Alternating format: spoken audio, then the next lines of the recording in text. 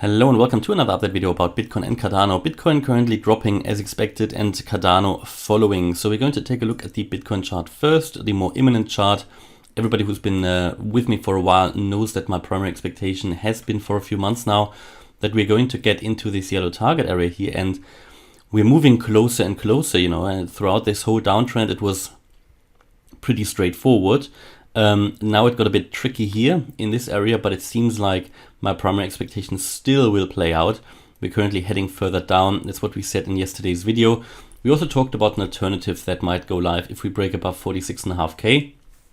But as you can see, we're moving further away from that.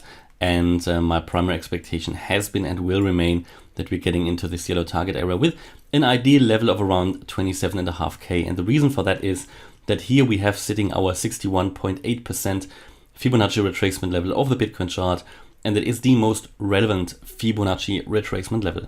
So what happens here imminently? So let's take a look at, first of all, here on the daily chart, we can see that what is forming here, and I showed you that in previous videos already, some kind of an M pattern forming here. That M pattern, if that breaks out below 36.7k, that will take us exactly into this yellow target area and will probably touch around the 28k level, which would be very much in line with my with the 61.8% Fibonacci retracement level. And therefore, this is sort of a confluence of different factors, and we're looking for stuff like this in the technical analysis. Overall, I think what we currently are doing here is that we are already in this wave 5. We talked about that the wave 4 was complete up here, and this is the wave 5, and all we might have done at the moment is maybe just the first and the second wave, and we're now already back in the third wave. Looking at these microwaves in these smaller waves oftentimes is not practical, because these are really literally just in the making, and a lot is speculation. What I always try to do with the Elliott Wave Analysis is looking at the higher level patterns.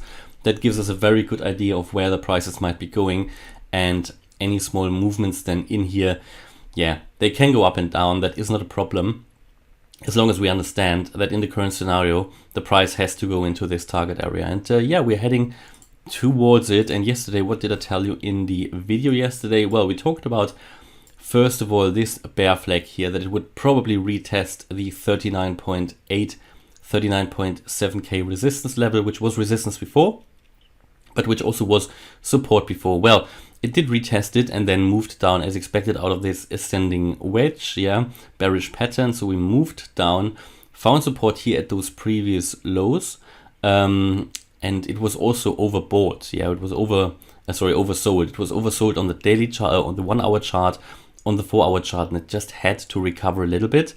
So we talked about that yesterday, because it was oversold, that you have to have a little bit of a recovery, and that happened. It moved up again to 39.5k roughly, or 39.4. Did, however, not, that was not a sustainable move up. As expected, we moved down again, made a lower high here, and then have moved down again all the way down to 37.5k actually. And we're currently doing the same thing. I think we were again oversold. You can see that on the 1 hour chart, already at 30 of the RSI, which just means you are oversold. Now, what we need to be understanding here, because we were massively oversold here, that was on the 4th of March. You're less oversold here on the 6th of March, and you are even less oversold here today.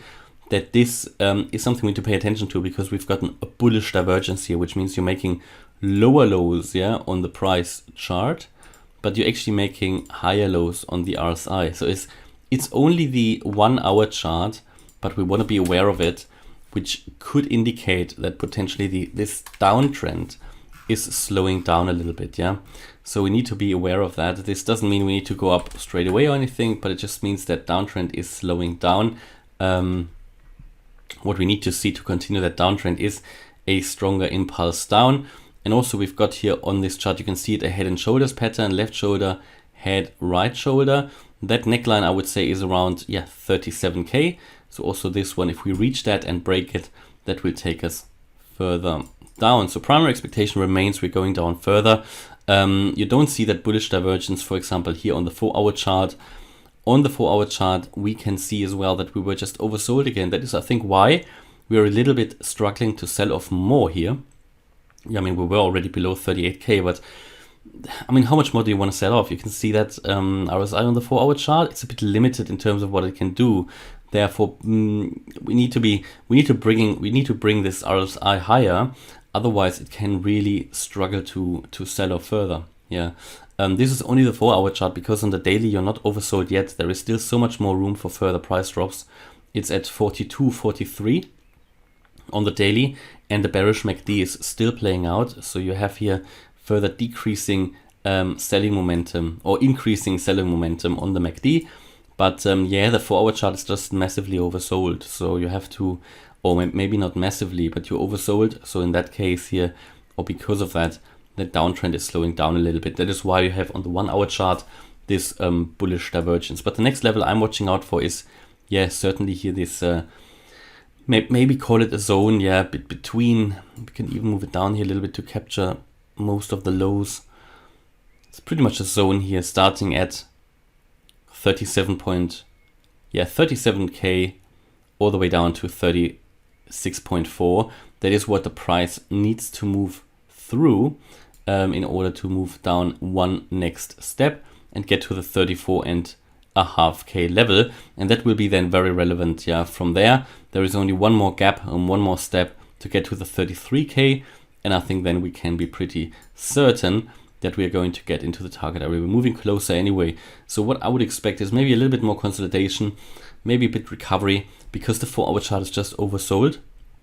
Yeah, I think we have to get that recovery in. Otherwise, the potential for further price drops is limited. Yeah, but that could just be a day of consolidation before we then could sell off further. Cardano as well, as we said, if you lose that 35-cent level, then the next price target would be that 75-cent level. You see it on the daily chart here. It is that wick here that came down on the 24th of February. That is the next price target. I'll put a red line in there. That's the next support, because again, Cardano made a lower low here compared to, we had a bit of support here yesterday at around 84 cents. Now that was clearly lost. And we already talked about this descending wedge, and that Cardano broke out of this descending wedge here in orange, and that it seems to be holding above it and just moves down along this sort of support line, which is now support, previous resistance, okay? Which is not bad. I mean, from here it could break out further, but we just don't see the volume.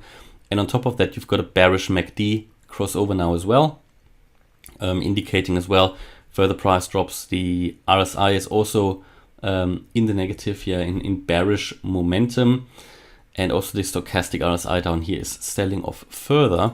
So also here I would expect further price drops for Cardano. Similar picture on the 4-hour chart, also here oversold like Bitcoin. Therefore it could be slow, that downtrend, yeah, because you know, in the end you are already at the limit. Yeah, you already oversold. And by the way, what we can see here is this broke actually this neckline, yeah, of the head and shoulders pattern. What might happen, you might want to retest it from below then, and then get you to your 75-cent level. That's what we talked about yesterday, this head and shoulders. And by the way, on the Bitcoin chart, what I find also very relevant, so I take this ascending trend line out now, but we've got another we had another potential support line here, and you probably can see that if we I thought there was one. If we go to the 1-hour chart, I think I have to zoom out a little bit. No, I think there was, oh yeah, so we had a bit of a support line here, yeah, so that is currently where we are sitting as well. So again, this is what I wanted to show you, just forgot about it. That support line here, and I think we've, I don't know if you can argue that you've already broken it. I don't think so. No, we haven't broken it yet. So we're holding above it. If in the next step you lose that, that could then be a strong sell-off. So maybe a bit of recovery, as I said, for the 4-hour chart, and then another attempt to break that support line here. That is sitting at 37.7K, yeah. So if you lose that, it could also be quite a strong move down.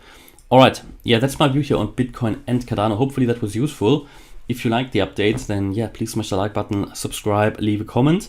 And yeah, that supports the algorithm. And if you really like the content, then check out the channel membership, where you can get access to the Telegram live chat, the Discord server, and a weekly live stream. Thanks a lot for watching. Bye bye.